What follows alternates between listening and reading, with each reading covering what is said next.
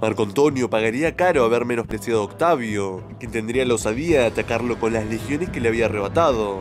A principios de marzo, Hircio y Octavio se dirigieron al norte, en dirección a Mutina. Por primera vez, Octavio dirigía tropas con un mandato oficial, y no eran unas legiones cualquiera. Podía sentirse orgulloso de que las unidades que él mismo portaba a la campaña, la Cuarta y la Marcia, eran sin duda las más aguerridas. Hircio y él llevaban consigo 2 legiones más, tropas de caballería, así como infantería ligera, e incluso unos cuantos elefantes de guerra. Poco antes, Hircio había completado la Guerra de las Galias de César con un 8º libro. Era un hombre culto y de conversación fluida, y que en Octavio hubo de aprender mucho más durante aquellos días. Entretanto, Marco Antonio seguía asediando a Décimo Bruto en Mutina. Los hombres de Décimo llevaban todo el invierno encerrados en la ciudad y estaban sufriendo hambre. Sabedor de esas privaciones, Marco Antonio se limitó a rodear la ciudad de modo que no pudiera entrar ni un puñado de trigo, convencido de que no tardarían en rendirse. Décimo resistía mientras Octavio e Hircio enviaban tropas ligeras y de caballería para librar escaramuzas contra los hombres de Marco Antonio, aunque no se atrevían a plantear una batalla campal hasta que llegaran los refuerzos que esperaban recibir de Roma, donde se había quedado el cónsul, Pansa, con 4 legiones recién reclutadas. Estas unidades rezagadas debían entrenarse al menos el tiempo suficiente para actuar como tropas conjuntas y no como hordas desorganizadas. Aún así, como el tiempo apremiaba, Pansa salió de Roma pocos días después, el 19 de marzo. El avance de tantos hombres no podía pasar inadvertido, de modo que Marco Antonio no tardó en enterarse de que llegaban refuerzos para sus enemigos. Así, la mañana del 14 de abril, las tropas de este le tendieron una emboscada a los hombres de Pansa en un paraje conocido como Foro de los Galos. Desgraciadamente para ellos, la noche anterior, al amparo de la oscuridad, Hircio y Octavio habían enviado a Pansa a la Legión Marcia, además de sus propias cohortes pretorianas. En el Foro de los Galos, la calzada estaba rodeada de ambos lados por zonas pantanosas sembradas de espesa vegetación, lo que impedía la visibilidad a larga distancia. Eso hizo que la batalla se convirtiera en realidad varias refriegas casi independientes, separadas por los accidentes del terreno, en las que el desenlace dependía más de la fiereza y ánimo de los combatientes que de las órdenes de sus comandantes. El resultado de la batalla, tan confusa que ni quienes participaron en ella se ponían de acuerdo en lo sucedido, fue que al final del día tanto Marco Antonio como Pansa habían perdido casi la mitad de los hombres implicados en el combate. Una vez que los ejércitos de los 2 cónsules y las tropas de Octavio estaban reunidas, se decidieron a ofrecerle batalla a Marco Antonio, desplegando cada día sus legiones en orden de combate. Por fin, tras varias jornadas de escaramuzas, el 21 de abril, día de la fundación de Roma, Marco Antonio ofreció batalla. El enfrentamiento resultó un desastre para él. Sus soldados se retiraron ante el empuje de las tropas enemigas e Hircio aprovechó la ocasión para asaltar su campamento. Una vez allí, el cónsul en persona condujo a sus soldados al centro. Tan aguerrido como su colega Pansa, Hircio sufrió aún peor suerte que él y murió en la caótica refriega que se liberó entre las tiendas. En aquel instante, Octavio comprendió que, aunque participar en el combate supusiera un gran riesgo, necesitaba acrecentar su prestigio entre las tropas, por caro que fuese el precio. Imitando el ejemplo de César en Britania, el joven propetor levantó en brazos el águila de un portaestandarte que había caído malherido. Un gesto como aquel podría haber sido espontáneo en un militar más impulsivo como Marco Antonio. En el caso de Octavio, es casi seguro que sopesó los pros y los contras antes de actuar. Aunque su cuerpo fuera más bien débil, poseía una mente lo bastante poderosa para exigirles esfuerzos en los momentos clave. Animados por el ejemplo de su general, los legionarios de Octavio penetraron en el campamento enemigo y lograron recuperar el cuerpo de Hircio. Pero las tropas de Marco Antonio no tardaron en contraatacar, y Octavio se vio obligado a replegarse y abandonar el campamento enemigo. Después de la batalla, la noche fue larga y tensa, con ambos ejércitos alerta y con las armas en la mano. Cuando se hizo de día, Marco Antonio decidió, contra el parecer de sus oficiales, que aquella era una causa perdida y se retiró hacia el norte, más allá de los Alpes, en una dura marcha en la que tanto él como sus hombres fueron sometidos a fuertes privaciones. En Mutina, el cónsul Pansa murió pocos días después del resultado de la herida que había recibido en el Foro de los Galos, lo que convertía a Octavio en general al mando de todas las legiones que había acudido en ayuda de Décimo Bruto. Cuando la noticia de la victoria llegó a Roma, el Senado decretó 50 días de gracias a los dioses, una medida exagerada para una contienda civil entre tropas romanas. De igual modo, se declaró enemigo público a Marco Antonio, mientras que Marco Junio Bruto fue reconocido como gobernador de Macedonia y Casio Longino, a su vez, de Siria. Los asesinos de César no solo seguían impunes, sino que cada vez gozaban de más poder. También se concedió un mando oficial a Sexto Pompeyo, que por edad y por ser hijo del gran adversario de César, encarnaba una especie de némesis de Octavio, como su padre lo fue de César. Ante las medidas del Senado, Octavio empezó a comprender que la jugada de la guerra de Mutina no le había salido nada bien, y que había sido fruto de las manipulaciones de los magistrados. Cuando le ordenaron entregar sus legiones a Décimo Bruto, se negó de forma tajante. Mis hombres jamás obedecerán a uno de los asesinos de César. Sin embargo, hubo que soportar que solo a Décimo le fuera concedido celebrar el triunfo. No obstante, un aliado inesperado ahorraría a Octavio ver cómo Décimo Bruto lo celebraba. Cuando Marco Antonio levantó el asedio de Mutina, Décimo lo siguió con sus tropas que, famélicas y debilitadas después de tantos tiempos sitiadas, desertaron en masa cuando oyeron que Lépido y Marco Antonio habían unido fuerzas. Ante esto, Décimo intentó llegar hasta Macedonia con sus soldados más fieles para unirse a la causa de Marco Junio Bruto. Por el camino cometió el error de alojarse en la aldea de un caudillo tribal llamado Camilo, con el que existía un vínculo de hospitalidad, pero el caudillo galo comprendió que le convenía mucho más congraciarse con Marco Antonio. Camilo hizo que le cortaran la cabeza y se la envió a modo de presente. De este modo, moría uno de los asesinos de César. En Roma, Cicerón debía sentirse muy seguro de su capacidad para manejar a Octavio, tal como había declarado. Debemos halagar al jovenzuelo, darle una recompensa y librarnos de él. Sin embargo, él y el resto de su facción cometieron un error nefasto. Por problemas financieros, decidieron rebajar a la mitad la generosa prima de 20.000 sestercios que Octavio había prometido a los legionarios de Marcia y la cuarta para que se pasaran a sus filas. Ya no era únicamente el joven propetor el indignado, sino miles de hombres. Octavio, con las tropas de su parte y el Senado en su contra, había tomado una resolución.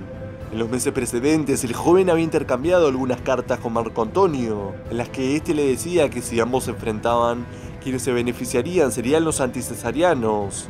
A principios de julio, gracias a las tropas de Lépido, Marco Antonio era indestructible, y Octavio decidió aliarse con él. Pero necesitaba hacerlo desde una posición de poder, y qué mejor posición que la del consulado, ahora que se hallaba vacante por la muerte de sus dos compañeros. Octavio estaba dispuesto a todo con tal de conseguir el puesto. Para empezar, envió a Roma una legación formada por 400 hombres, la mayoría de ellos centuriones, quienes se presentaron ante el Senado, encabezados por un veterano llamado Cornelio, para exigir que su general pudiera presentarse al consulado. Por su parte, los senadores alegaron que el muchacho no tenía ni la mitad de edad legal para alcanzar el cargo. Ha habido excepciones, respondió Cornelio. Cuando algunos senadores le recriminaron que, como subordinado, se atreviera a contradecirles en público, el centurión se apartó un poco el manto y mostró la empuñadura de la espada. Si vosotros no lo nombráis cónsul, esta espada lo hará, declaró. El Senado despachó a la embajada con cajas destempladas, negándose además a pagar la nueva suma que habían prometido. Cuando los enviados llegaron a la Galia Cisalpina, donde los aguardaba Octavio, se celebró una asamblea de los soldados. Diestramente manipulados por el joven, los legionarios le exigieron lo que él ya había planeado: marchar contra Roma. Solo la llamada Legión Urbana protegía la ciudad, por lo que el Senado hizo acudir otras 3 de África. Sin embargo, esta decisión se volvería en su contra, pues los soldados de aquellas unidades comprendieron que no tenían nada que hacer contra el ejército de Octavio, de modo que se pasaron a sus filas rápidamente. Al llegar a las puertas de Roma, Octavio aguardó un día entero para dar impresión de legalidad constitucional. Al día siguiente, 19 de agosto del año 43 a.C., la Asamblea del Pueblo lo eligió cónsul. Demostrando que el joven señor se había convertido en el amo de la situación, el otro cónsul elegido fue su pariente Quintopedio, que había cedido a Octavio parte de su herencia y que ahora gobernó con él sin ponerle ninguna traba.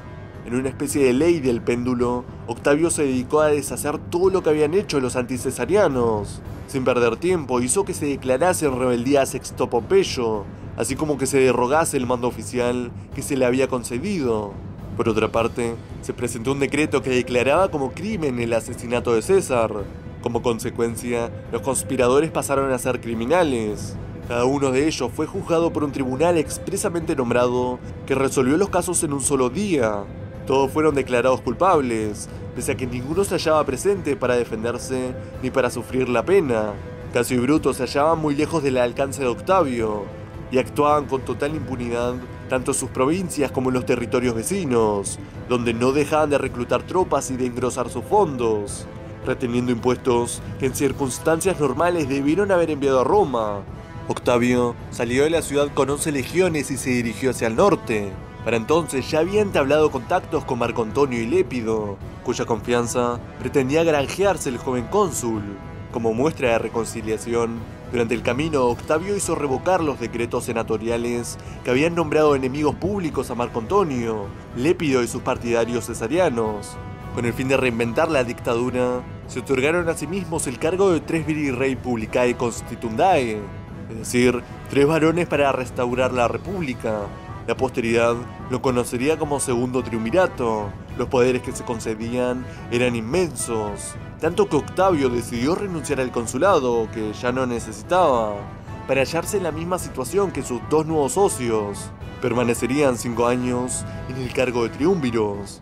Durante ese tiempo se elevarían por encima de todos los demás magistrados del estado.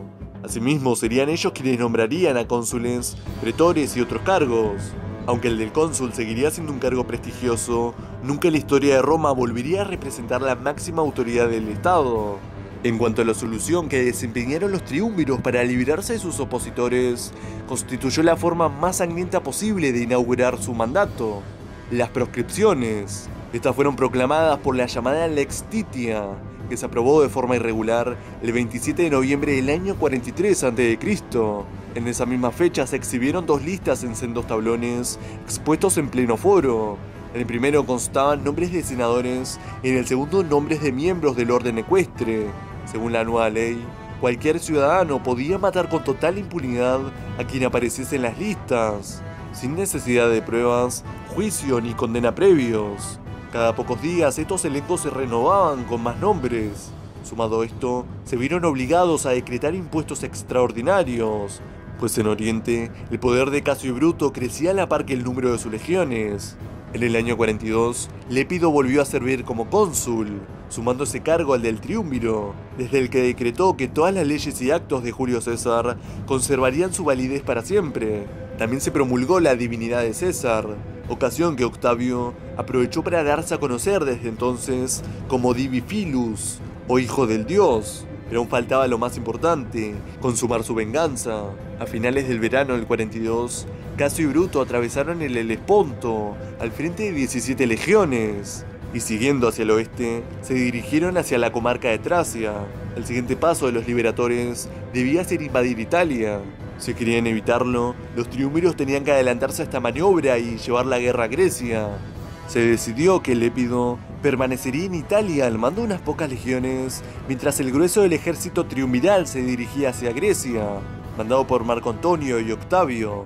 La expedición de los triunviros no empezó con buenos augurios. Antes de zarpar, Marco Antonio sufrió ataques en el punto de Brundisium.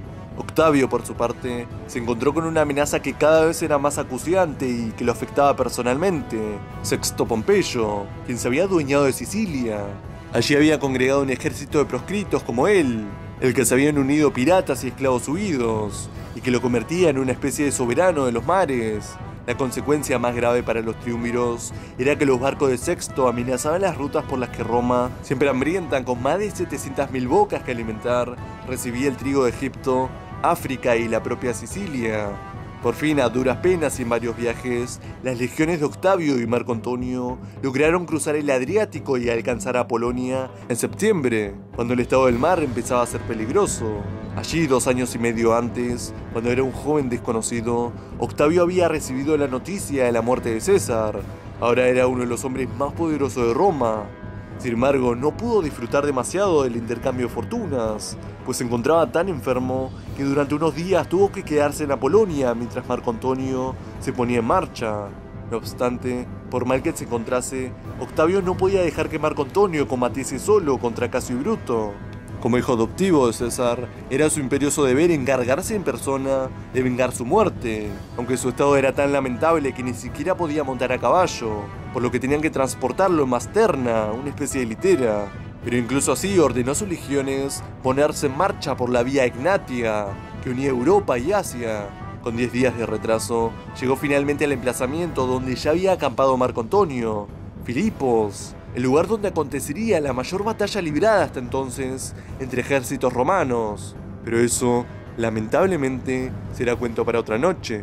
Si te gustó el video, dale me gusta y suscríbete al canal. Y a no olvidar, la paideia es eterna.